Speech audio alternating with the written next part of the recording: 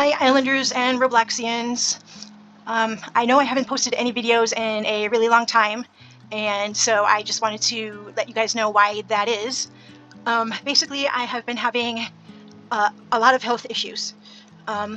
Back in February, I had a surgery, and that, it went well, and it healed fine. I had a drain put in, and the drain and that was in for like 4 or 5 weeks, and it was draining quite a bit of fluid the whole time. And finally my surgeon was like, well, I don't like to leave them in any longer than this, so he took the drain out, and the hole where the drain had been put in, that healed over fine. And so that was in February, and March and April were fine.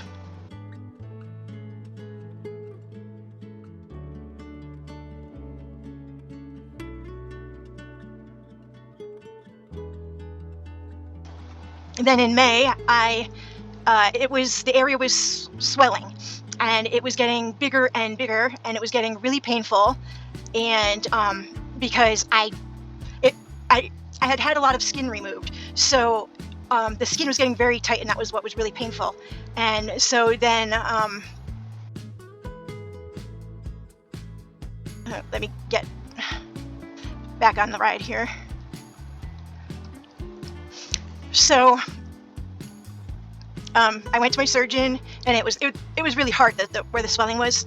And so when I saw the surgeon, he aspirated it, and it was all blood. So I was basically bleeding internally, and so I had to have another surgery in the beginning of May to figure out what was going on with that. And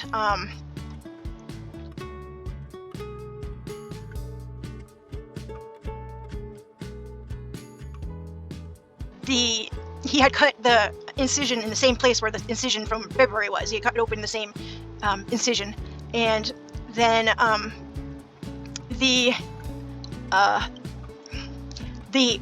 incision did not heal, and fluid was leaking out of it. So I had like an open wound that never healed. And so my surgeon, because he's a surgeon, he doesn't deal with like wounds that won't heal.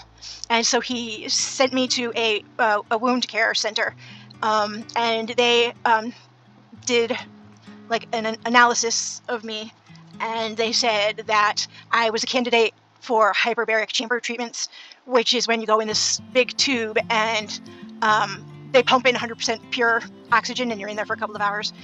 And but that was in a city, and I live out in the woods. And so we asked them, because it was a long drive and a lot of traffic, and which we're not used to. And we were like, well, are there other locations? And so they sent me to another location, but they had to do their own evaluation. And this other location is also in a city, but it's like right off the highway, so it's like we're not really driving around the city. And so they took a look at me and evaluated me, and decided that yes, I was still a candidate for the hyperbaric chamber. So I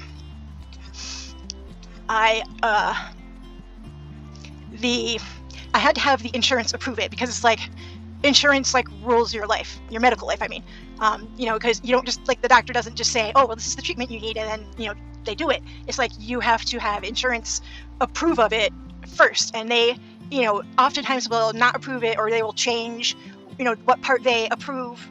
And it's not the same as what the doctor wanted. And but anyways, so it took 2 or 3 weeks for them to approve it. And so during that time, I am wearing a lot of gauze and tape, and bandages. I had to have them changed, and the wound had to be like squeezed out, like to like milk out the fluid that was building up. And it was just a little tiny hole, like maybe the size of like the eraser on a pencil, that this fluid was coming out of. So it like had to be squeezed out of the wound.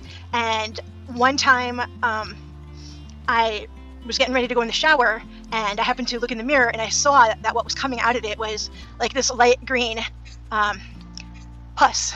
And I was like, oh crap, it's infected. And I was like all worried, like maybe they're not going to do the hyperbaric, or, because if it's infected. And so anyways, when I saw the doctor at the wound care center, he prescribed a week's worth of antibiotics. So I had to go wait for all that to be done before I could start the hyperbaric chamber, which the insurance approved of 40 sessions. So you have the hyperbaric every day, Monday through Friday. You're in the hyperbaric for about 2 hours, and it's like a 45-minute drive there and back. And you also have you have to get changed, and they have to prepare you. The doctor, listens to your lungs and checks your ears before you go in the chamber, and also when you get out of the chamber. And they have to connect you to the tube, and you get another breathing tube because they give you what they call air brakes. So you switch the air that you're breathing, and they give you water. And I'm diabetic, so I also had to have my blood sugar checked because it has to be at there's a minimum level that it has to be at, so it doesn't go low while you're in the chamber, because they can't just take you out of it because you're under pressure. It's like when you go diving, scuba diving. They said that it's something like if you dive something like 35 feet, I think they said. So it takes a long time to get to that depth, and it takes quite a while for it to for you to come back up, because they have to let your ears equalize, so they have to do it really slowly. So it's like if something happens, they can't just take you right out of the hyperbaric chamber. They have to go through, all their protocols. So anyways, I typically get there around between 7 and 7:15, and by the time they get me in the chamber, it's 8 o'clock. And then when I get out of the chamber, and they have to do my blood pressure again, and they have to do my blood sugar again, and the doctor has to look at my ears again to make sure my eardrums didn't pop or something like that, and listen to my lungs again. And you have to get changed, and so it's all this stuff you do after. So anyways, by the time we leave there, it's around 11ish, sometimes a little later if they're running late, because there's 2 chambers, and so if there's 2 people that need to go in at the same time, and there's only one hyperbaric technician or whatever they're called, they do the person that walks in first, and they do them first. So anyways, sometimes it takes longer because they have to wait for that first person to get taken care of before they come and do me. So anyways, by the time I get out of there, I'm pretty hungry, and so we go to lunch, which we have to drive an hour or something like that to get to, and then so by the time I get home, it's 2 or 3 o'clock in the afternoon. And so I'm in a ton of pain, and it's I am just I don't have very much time, and I need a lot of sleep because this whole wound thing is making me really tired. And also, I forgot to mention, the doctor at the wound care center, I saw a second doctor because the first doctor I had seen who evaluated me, he went on vacation when I started the hyperbaric chamber.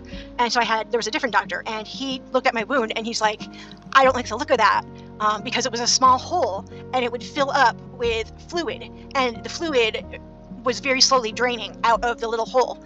And he's like, if that hole heals up, you're just going to be getting full of fluid again and just have to have another surgery. And so anyways, he cut it, he made another incision, so he cut my wound open, so it's now 2 or 3 inches long, and it's 1 inch wide or something like that. So it's this gaping hole you can see inside of my body. It's pretty gross.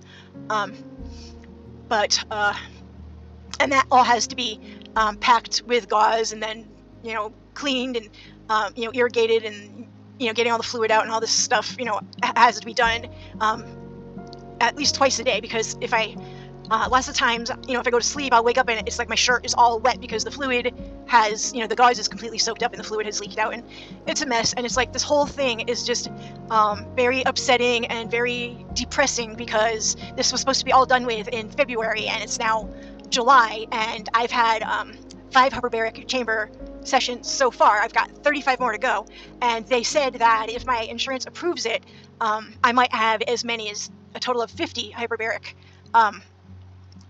treatments. And so, like I said, it's every day. So basically all I do is, my wound stuff, eat, sleep, shower, and watch YouTube for a couple of hours, and then it all starts all over again. And so that's why I haven't done any videos. I don't really have any time. I'm in a lot of pain. I'm exhausted. I'm depressed. I have a lot of anxiety, because it's like, is this wound ever going to heal? And so, yeah, I can't make videos right now. And so that's basically that.